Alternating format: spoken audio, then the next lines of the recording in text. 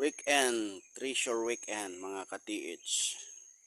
Dito kami ngayon sa ilog, maliligo. Pero parang meron kaming nakitang kakaibang sign. Isang pyramid. At meron isa ditong parang batong inukitan. Yan, tiniktik na ng ating ka-TH. Pero kung titingnan nyo mga ka-TH, para siyang Buddha. Para siyang Buddha. Tapos nakatuturo dito. No.